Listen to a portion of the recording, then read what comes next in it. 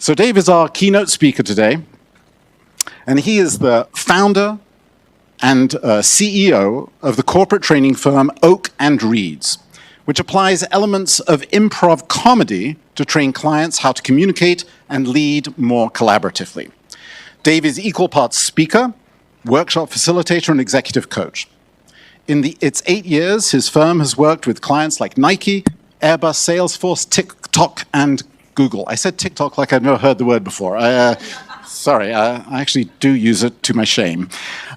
Dave is also an award-winning improviser with 18 years of experience performing and coaching students in the art of improvisational comedy. During his time at Northwestern, Dave and his improv group, the Titanic Players, won the 2010 National Collegiate Improv Tournament, something I didn't know existed until reading these notes. He has headlined festival shows across the country and provided one-on-one coaching to hundreds of students and professionals in the art and practice of applied improvisation. Dave double majored in communication studies and economics with a certificate from the undergraduate leadership program. He was a member of the Sigma Chi fraternity and Vertigo student theater productions. As an undergrad, he lived as far north as 600 Lincoln and as far south as Ridge and Davis, though today he lives much further west in Castro Valley, California, and we are thrilled to have him back on campus. Please help me welcome Dave Collins to this podium. Awesome. Thank you so much. Appreciate it. Awesome. Thank you. All right. Welcome, everyone. Can everyone hear me? Yeah. Excellent. 16 years ago, in the fall of 2008, I was a sophomore economics major here at Northwestern. Every Tuesday and Thursday at 9 a.m., I had intermediate macroeconomics 311 in this exact room, Harris 103. It was an interesting class. Not every intermediate econ class is. And because it was the fall of 2008 and the economy was slowly collapsing, the housing bubble was exploding, and the rest of the economy was following suit by slowly collapsing throughout the rest of the year. So every Tuesday, our economics professor would set aside a portion of the regular curriculum and talk about the news. He would talk about what was happening in the economy, what would happen next, and why everything was unfolding the way it was. And it was one of those rare moments as an undergrad where the, when am I ever going to use this question was answered immediately, week in and week out. And so it was both validating and a little intriguing to realize that this was exactly why I was an econ major. I was genuinely interested in understanding what was happening in the economy right here and now.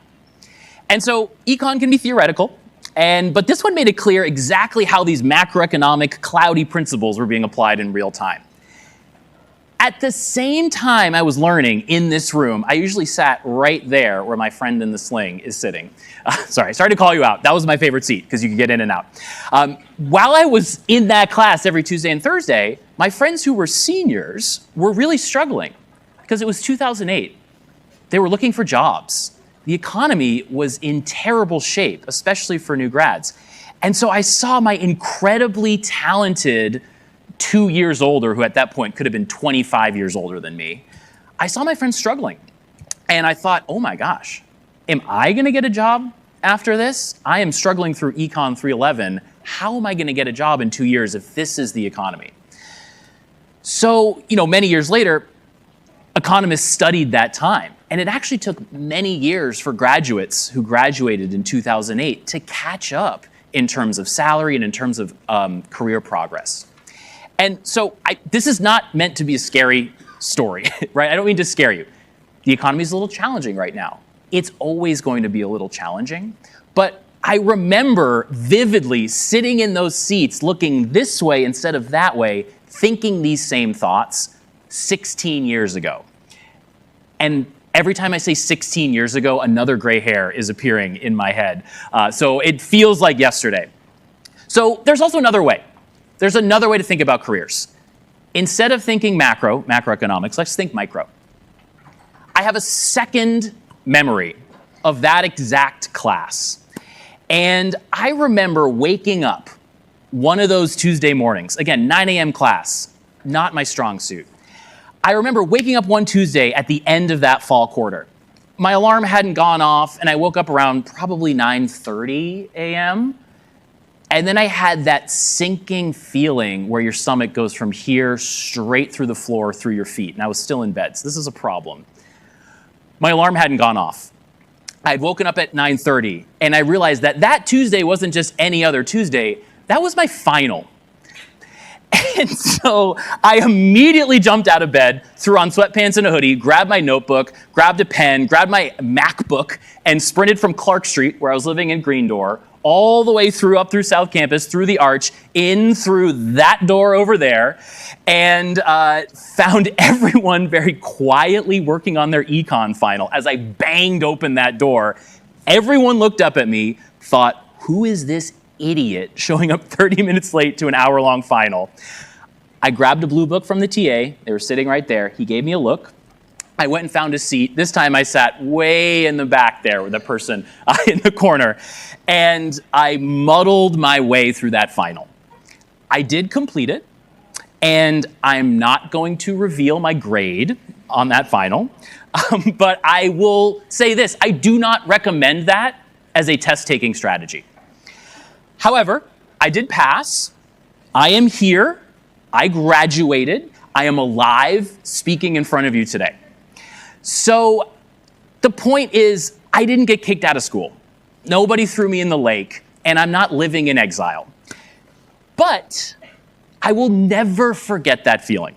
I will never forget that day, that moment, and when Cassie said, you're going to be doing a talk in Harris 103, that memory shot straight to the front of my brain as I was thinking about, what am I going to talk about in this talk? And so the bigger picture is you get through those oh crap moments. They don't disqualify you from having a career. They don't even disqualify you from finishing that class.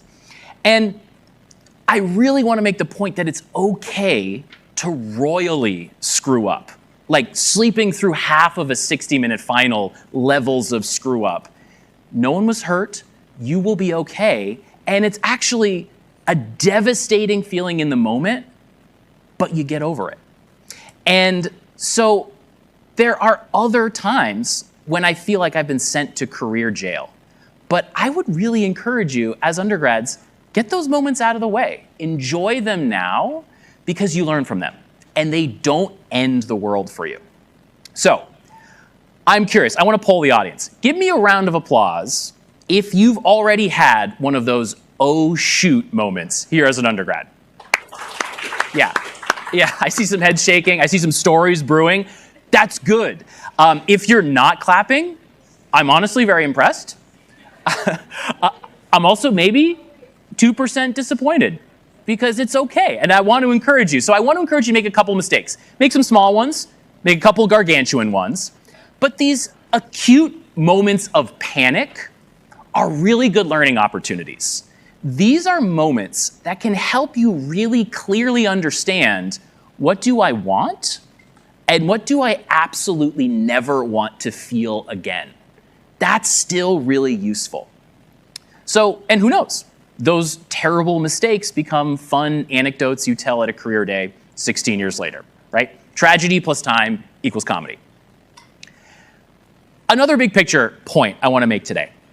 I'm going to tell some stories about my career, and I like to think of careers as a story, as a journey. And you're going to hear this word career journey a lot over the course of today and probably over the course of your next however many years you have here at Northwestern.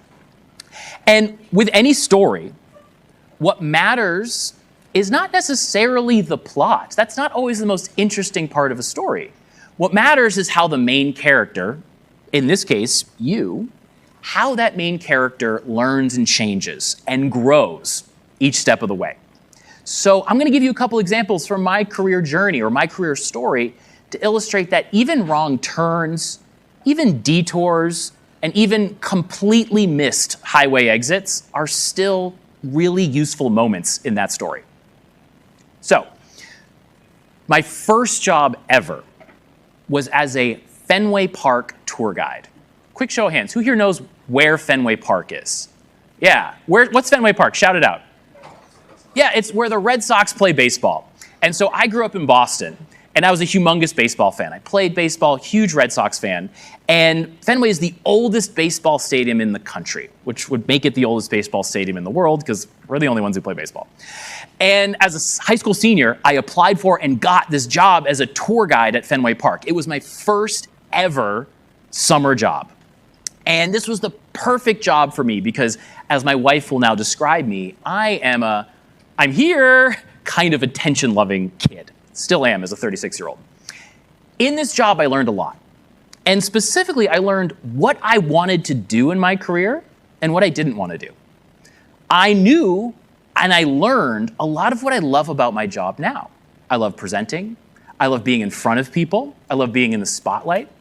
I love telling stories. I love telling true stories. And I also love making up fake stories. And in fact, as tour guides, we had something we called tour guide facts, which were data points that if we were pressed on them or put on the spot, we allowed ourselves some creative liberties to basically just make stuff up in front of fans. My favorite tour guide fact I came up with, it was during a midweek tour. Hot day, middle of the summer, I was tired, and I was leading one of many summer camp tours through Fenway Park, and it was a group of second and third graders. And if you've ever dealt with second and third graders in a group situation, it's mostly like herding cats rather than explaining, history or stories. And at the end of the tour, I stopped for questions. Kids' questions were always very interesting. I never knew what to expect. And one kid asked me at the end of the tour, "How much does Fenway Park weigh?"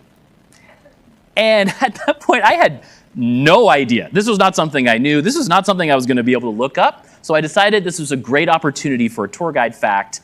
I told that little second grader with a straight face, Fenway definitely weighs more than Yankee Stadium. That's all I can tell you. So doing this job, I also learned what I don't like. And this is just as important for any career journey. I don't like making $10 an hour, and I don't like standing in the sun all day. That was worth it for a summer job. I still thought after that I wanted to work in sports. So my career journey was turning, right? I loved sports. I enjoyed watching sports. I could make a career in sports. And so fast forward to my junior year at Northwestern. I was able to land an internship with the Bears in their sales and marketing department. I thought this was it. This is fantastic. The Bears, one of the best teams or most well-known teams in the NFL. And from this internship, I learned I loved live events. Game days are incredible, even in the freezing cold. What I learned I didn't like was actually the business side of sports. It was fairly boring. It was a lot of repetition, a lot of mundane operations work, a lot of wash, rinse, repeat kind of tasks. And at that internship, which I'm really thankful for, I learned that it's okay for something I love, like playing sports and watching sports, it's okay for something I love to just be a hobby rather than a career, because that was going to be more interesting and more fulfilling for me going forward. And then my last moment on my sports career journey was working at StubHub, which is a part of eBay, a ticketing site. And I actually learned mostly what I didn't like at that job. I learned I didn't like working at a big company. I learned I didn't like bureaucracy or internal politics, and I didn't like busy work that didn't lead anywhere. And I also learned I didn't really care about selling tickets. That was not something interesting to me. So, like my other fellow top-tier athletes, my sports career ended before I was 30. My career in sports business, was it a success? Was it a failure? Honestly, it was kind of a little bit of both. And that's the point. That's the point I'm trying to make to you right now. It doesn't matter whether you end up in the perfect spot. What matters is the journey. What matters is the process. I tried combining personal passions and professional passions and ran a bunch of experiments to see what stuck. Throughout the whole process, I learned a ton. And I want to give you a chance to try something like that right now. So I want to run a little experiment with you right at this moment. Okay, this is the interactive portion. I want you to take out a notebook. I think we just got a bunch of really lovely free notebooks from the Waldron Student Alumni Connections Program. Take this notebook out. This can be your career notebook for today. I'd encourage you, use this one if you've got it, and grab a pen. This is going to be a quick little idea.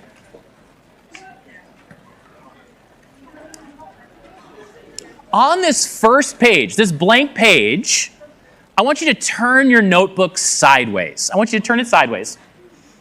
And I'm going to go old school. I'm going to draw with chalk. I was looking forward to this all week. I want you to draw two interconnecting circles, like a Venn diagram.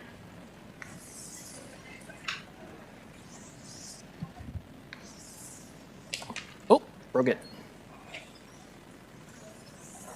Just like that.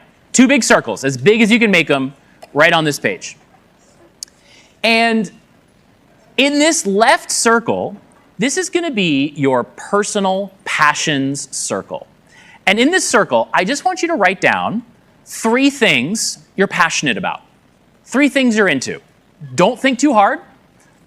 Just the 3 things that come to the top of your head. So if I was going to do it, I would write 3 things like, what do I love to do? I love attending live events, concerts, music, comedy, whatever it is, theater. I love that. I love performing improv comedy. That's very fun for me. And a third one is I love redwood trees. I was just in a redwood tree park last weekend. I love them. What are 3 personal passions of yours? Don't censor yourself. Whatever they are, write them down. Personal, like personal, not career. Not career. We're going to get there. Yeah, that's coming next. Just personal things you like. It could be a favorite TV show, a movie you like. Maybe you like dogs. That's great. Whatever they are, 3 things.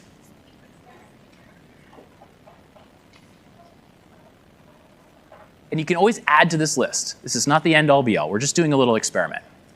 So 3 things in your personal left side. Now I want you to do, my friend over there is already on to me. He knows what the next, or they know what the next step is.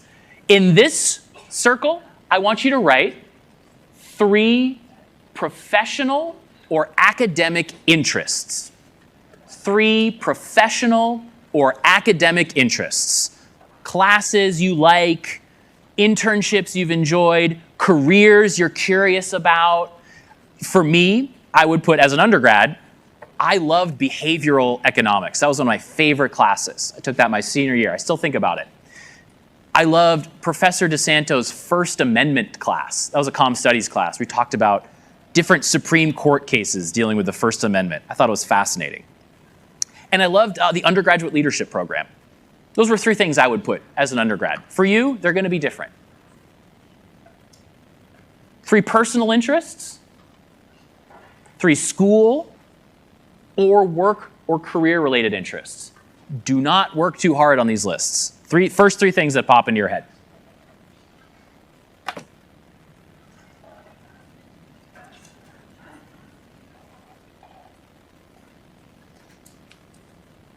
All right, does anyone need more time? Give me a wave if you need more time. Great, we're fast. Here's the exercise. This is where we're going to actually talk to each other. Here's how this is going to work. This is one of my favorite exercises. It actually comes from the world of improv. It's called Venn diagram, obviously. And so once I say go, I want you to find a partner. Just literally the person sitting next to you. The person sitting next to you. If you haven't said hi to them yet, now's a great opportunity to say, hi, my name is, and that's your name. You can do a group of 3. Group of 3 is fine. All right, let me come back here before we start going. Now that you've introduced yourself, I want to give you the exercise, all right? So here's how this is going to work. I'll wait for everyone to get quiet. Here's how this is going to work. With your partner, I want you to share your 2 lists. Just read them out to each other real quick. And then, once you're ready to go, I'll be quiet here. Once you've shared both of your lists with each other, here's what we're going to do. You're going to challenge your partner to combine one thing from the personal list and one thing from the professional list and talk to you about how they're similar. Talk to you about how those 2 interests overlap. You're going to force them to make a connection between those 2 ideas. So for example, personal passion is like academic passion because. I'll give an example from my lists. Improv comedy is like behavioral economics because everyone's individual point of view is what makes things interesting and unexpected. That's a forced combination of improv and behavioral econ. Or, here's one I came up with on the plane last night. Redwood trees are like the undergraduate leadership program because redwoods have an invisible underground network of roots that connect thousands of trees together so they can talk. And the undergraduate leadership program helped me understand the invisible ways that leaders unite groups together to achieve common goals. That one took me a little while. Does this make sense, what we're about to do? I'm going to give you 6 minutes with your partner. This is going to be lightning fast. Force your partner to make some unexpected combinations, and as you're doing it, write them down. We're going to use these ideas at the end of today. Ready? Go for it. 6 minutes on the clock. Thanks. All right, great. So that was a short exercise, and I was walking around hearing some fantastic combinations. I'm not going to ask anyone to share, but I will say this is an exercise you can do at any time when you have 2 minutes, when you're daydreaming, when you're walking to class. And this is a way you can start to explore career paths. And I'm going to really highly encourage you to think about 1 or 2 of those favorite combinations to focus in on today, because you have a unique opportunity later on at lunch and in the panels to ask questions and figure out more about one of those overlaps, because that can be the spark or the instance of where do I want to go next to learn about what I can do once I leave campus. I want to transition a little bit because this exercise is an exercise essentially in combining, or in what's called an improv, yes-anding. So quick round of applause. Who here has ever been to an improv show? All right, great. Okay, that's a good amount of people. Who here has ever done improv? All right, great. If you just clapped, come on stage. I'm not going to do that. I'm not going to trick you like that. I could, but I will not. So yes and is the only rule in improvisation. And if we had more time, I'd get us up doing some improv exercises, and I've done that before at various workshops here on campus. And when I say yes and is the only rule in improv, what I mean is it's the one framework that allows people to come up on stage, sometimes people who've never even met each other, and create a scene, create some theater from complete scratch. And the way it works is in improv, every idea that a scene partner shares is then validated by the other person on stage. So as a scene partner, I have to do 2 things. I have to validate the ideas of the other person. I have to say yes. And then I have to add to it. I have to add an and. And so this mindset, this yes and mindset, is incredibly powerful. This is what I teach to my corporate clients. This is what I've been working on for almost 2 decades, right? What it does, having a yes and mindset, forces you to think of everything that happens as a gift.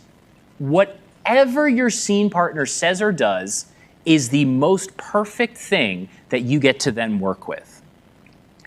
And this is how improvisers can grow and build characters and environments and scenes and stories and plots completely from scratch. So what does a yes and mindset mean in a career? This is the point I'm trying to make. How do we take a yes and mindset off of the stage, out of exercises like this Venn diagram exercise, and into our job journeys? The first thing you can always do is be incredibly present. Listen deeply to what's happening around you. Ask yourself when you're in an internship or when you're in a class or when you're in a moment of a networking event, what am I learning here? What matters to me about what's happening in this room? What do I enjoy and what's not lighting me up inside? You can apply that filter today to this talk, to what you just heard, and what you will talk about in Kresge. The and is then taking what you're listening and learning and figuring out what's next. Where can I lead this opportunity? What next step can I take to enjoy more of what I like, more of what I'm rewarded by, and even unfulfilling, boring jobs, Even whatever your on-campus job might be. It might be fantastically fulfilling. It might just be boring. Even that helps you understand, what do I want from work? What do I like in a career or a job? So ask yourself constantly, how can I let go of the parts of work that don't fulfill me?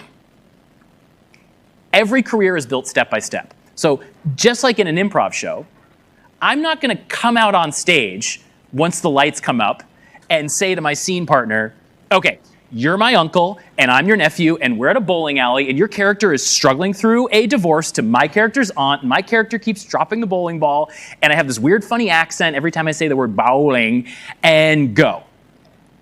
That's too much. It's way too much. There's too much to work with. And it would be just a massive set of ideas that I'm just tossing onto my partner and saying, okay, your turn. We'd struggle, and it wouldn't look anything like human characters on stage. So instead, when I improvise with a partner, we focus on doing things step by step, one thing at a time. One yes, followed by one and, followed by one yes, followed by one and back and forth, and organically, we create something new and original just to us in this moment in whatever room we're in. And that's the magic of a yes and mindset. Let me give you an example of yes and from my career. And it's how I got my first job right out of Northwestern. Spring break of my senior year at Northwestern, 2010, I decided to visit Los Angeles. I had a friend there. Let's call him Steven. His real name is Steven. He had graduated the year before, and he offered to let me stay with him for the week. And I'd never been to California. I'm from Boston, so I'd never been to the West Coast. The farthest west I had been was Northwestern University. And so I thought it'd be fun to stay with him and do all the stereotypical California things I'd always seen in the movies. Go to the beach, go hiking, get stuck in traffic, all the fun stuff in LA. And since it was also spring quarter of my senior year, I was interviewing. I was interviewing as much as I could for jobs. I really had no idea what path I wanted to go in. So I was trying everything. And the Friday of that week, my second day in LA, I had a phone interview scheduled. And I distinctly remember taking that phone interview in his apartment building's brick backyard. I was pacing back and forth on my phone doing this phone interview. And the interview went well. I think it went well. It's hard to tell with phone interviews. And I heard back from them a couple days later. I think it was Sunday. They emailed me. And I got an email saying they wanted to have a full hour-long virtual interview with me the following Tuesday. I said, great. Here's the schedule. I'll see you on Google Meet. But then my brain started coming up with an and my improviser kicked in. And so I went to Steven, again, real name Steven, and said, this company I'm interviewing with has an office in San Francisco. I know your brother lives up there, and doesn't your uncle live in San Francisco?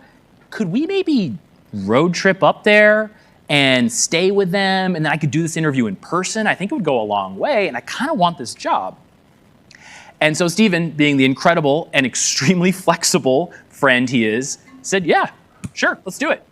He was a remote worker, one of the early remote workers, so he said, let's drive up there. And in that moment, we decided to take my first California road trip.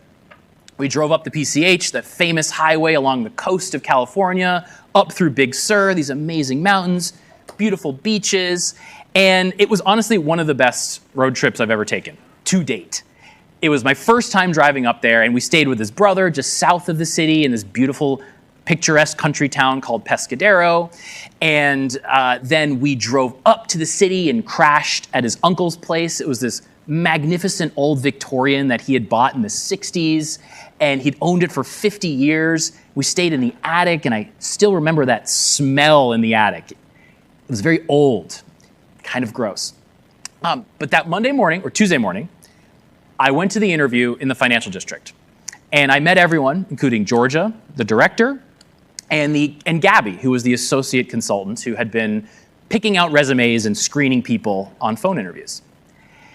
And the interview went pretty well. They were excited that I was there in person. I think that gesture made a huge impact on them.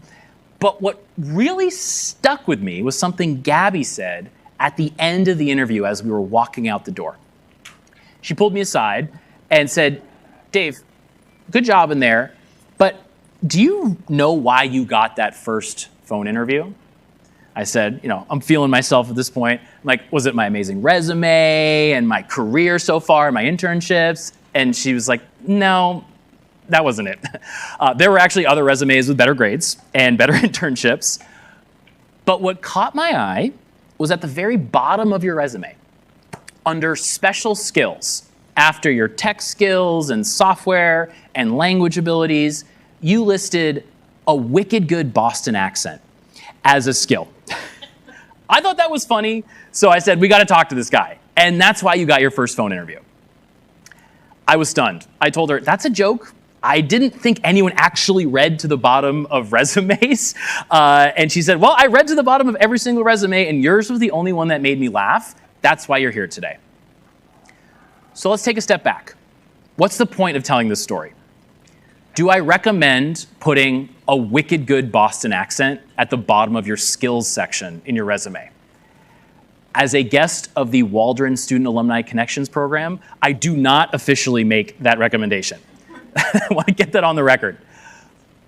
But I do recommend putting a little bit of your personality, a little bit of your uniqueness, a little bit of you on there in a way that's still professional.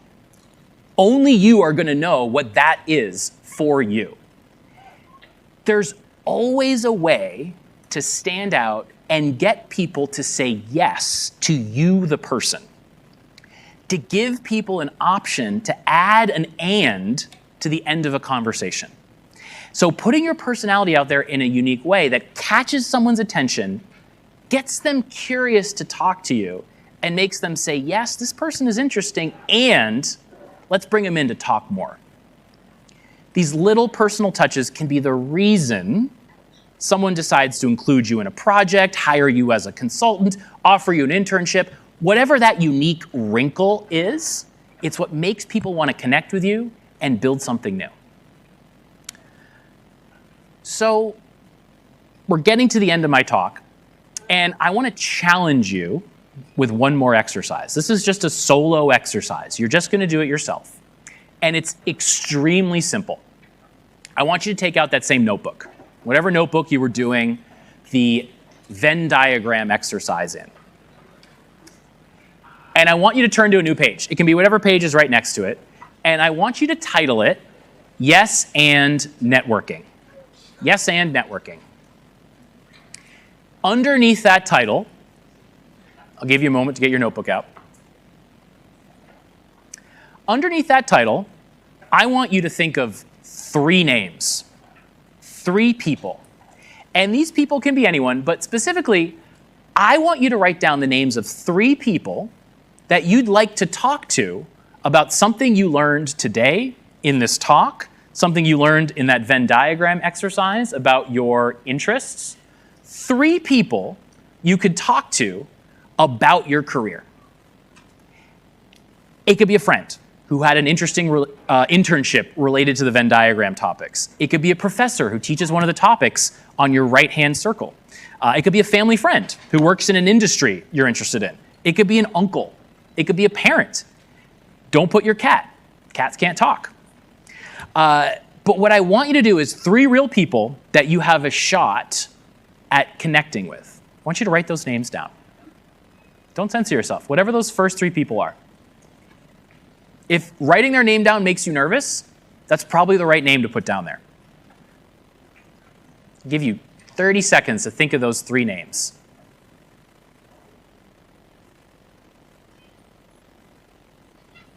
Who are those 3 people you can talk to about an interesting topic you learned today? Anyone need more time?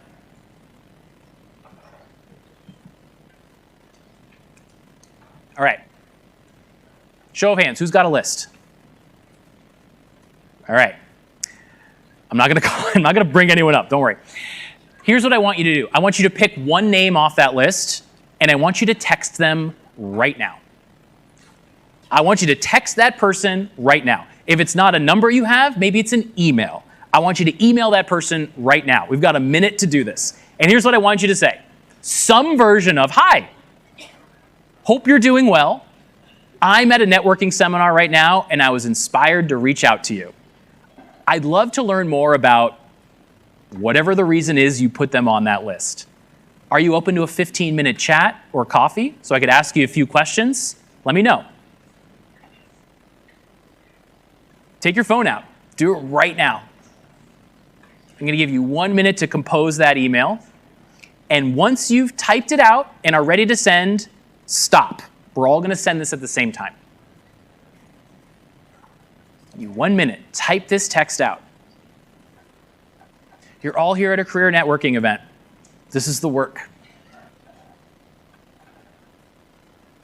If this is making you nervous, good.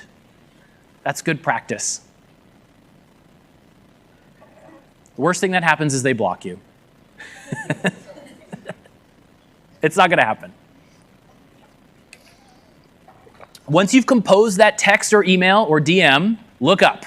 I want to see, once we've got enough people, we're all going to hit send at the same time.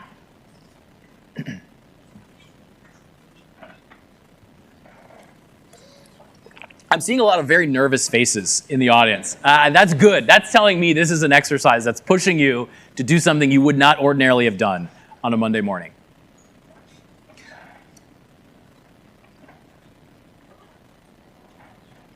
"15 more seconds to compose that text. Hey, I'm at a networking seminar. I was inspired to reach out to you to learn more about reason. Do you have 15 minutes to chat? Let me know." All right, show of hands. Who's got their text ready to go? All right, got a couple of brave souls. On the count of 3, let's take a deep breath, and we'll all hit send at the same time. 1, 2, 3. Boop. All right. We hit send? Okay, let's take a quick pulse check. Are we all still here? Did we disintegrate? No, good. Is your heart rate up a little bit? Maybe you're sweating a little bit? That's okay. That's great. You took a risk. For those of you who weren't ready to do that today, that's okay too. You still have the end of the day to complete this assignment, okay? This is a feeling of what it takes to put yourself out there. And no one knows that you're doing it. You can do this anytime, any day, but this is the challenge of pushing yourself to explore. So I thank you for taking that risk. Okay, one last thing. While your phones are out, while your phones are still in your hand, and before we switch over to whatever your social media of choice is, I want you to go to your contacts page. So if you're on an iPhone, go to Contacts and hit the plus button on the top right. And if you're on an Android, you're probably a computer science major and you don't need me to explain how to use a smartphone. So new contact. I want you to create a new contact. In the first name field, I want you to type out Dave. D-A-V-E. In the last name field, I want you to put in Collins. C-O-L-L-I-N-S. Okay? Now, here's where my heart rate is going up. In the add phone number button, I want you to hit add mobile, and I want you to put in the numbers 617 697 5955. 617 697 5955. Hit done. I'm sweating now. I just took a risk. I just gave you my personal cell phone number. And I want to invite you to text me. If you ever have a question about your career, about networking, about a question to ask in a job interview, I especially want you to text me if you have a successful meeting with the person you just texted. I may not respond right away, but I will get back to you and I will answer your questions or provide an answer. What I do not want is unsolicited photos. So use your best judgment. Do not send me something like that. Use your best judgment. You're all smart adults. But that's why I'm taking this risk. I want you to know I have your back. We can all take risks to help each other with our careers. And I am genuinely interested in helping you as you take these first steps out of campus and into your career. So, to recap, big ideas from today. Panic moments are moments and gifts of clarity. Networking and careers are just a story we write with a series of yes ands. Find your Venn diagram. Keep working on this overlap between your personal and professional or school passions.